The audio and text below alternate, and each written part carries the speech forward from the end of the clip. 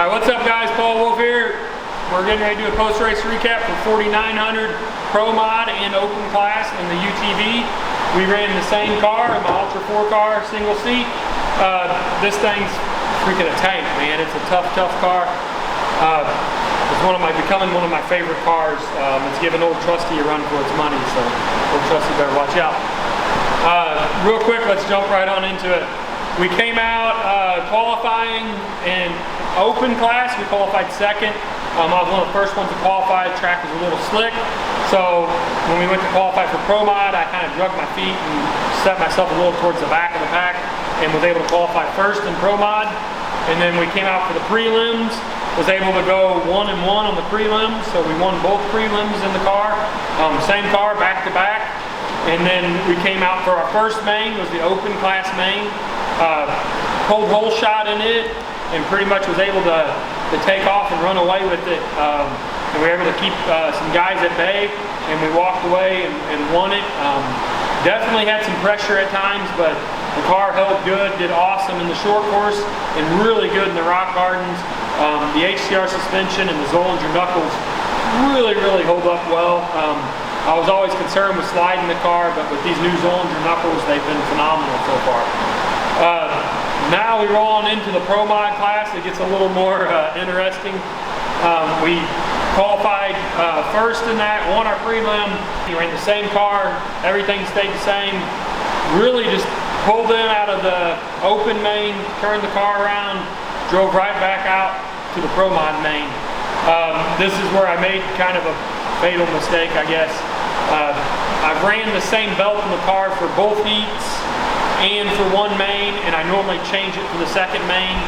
I ended up not doing it because I initially thought, oh, I'm not running the car that hard as far as like not a lot of stop and go. It's kind of a short course, so I'm consistently moving. What I failed to realize at the time is we were mile per hour in the car out so high, like I reached 96 miles an hour on the track, and the way I had the belt set up in the car, it was actually stretching the belt in the high-speed runs. And so when I went out for the second main, took off, it initially felt good. Somewhere around 4 laps in, I'm going to guess, I could start to feel in the long straights, the belt was slipping on the top end. And so I started backing the car off, trying to run it like 3/4 throttle to try to get the belt to last. Also trying to keep Dustin and Travis Zollinger and Cole Clark, all them guys behind me. I didn't want to give them a chance to get around me because I knew I couldn't run the car hard to get back around them. So I started trying to take it easy on it. I was able to make it all the way pretty much to the last lap. On a straightaway, I could feel it slipping, and it finally just slipped enough and got hot enough that it let go.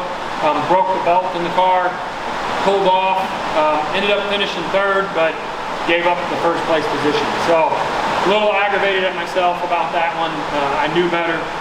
And it was also my fault on the clutching. I run an adjustable clutch from Evo Power Sports, and what I normally do, just give people a little, I guess, tip or trick, is I actually tighten the secondary up on lower speed courses where we're not running as much mile per hour. It helps the car, in my opinion, pull up out of the corner better. But when we get to higher mile per hour, you got to back that back off, or it won't let the belt slide down in the shivs, and it'll actually stretch the belt.